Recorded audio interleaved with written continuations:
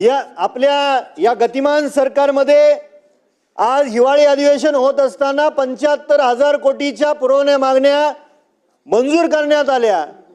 2018-19 मधल्या चारा छावणी चालकांनी सांगोला आणि मंगळवेढा तालुक्यातल्या मुख्य जनावरांना जीवदान देण्याचं पुण्याचं काम केलेलं आहे। आपण गाईला गोमाता मानतो आणि चारा छावणी चालकांनी कर्ज काढून चारा छावण्या चालवल्या।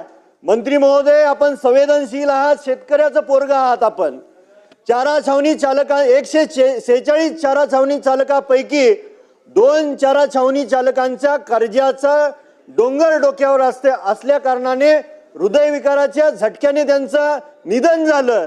हे गंभीर बाब आहे व मला आपल्याला विचारायचं आहे की या 33 कोटी जी छावणी बिलं प्रलंबित आहेत कधीपर्यंत आपण अदा करणार। या सभागृहामध्ये पावसाळी अधिवेशनामध्ये सन्माननीय मकरंदआबा पाटील साहेबांनी उत्तर दिलं होतं की ही चारा छावणी चालकांची लक्षवेधी पुढच्या अधिवेशनामध्ये मी मांडू देणार नाही।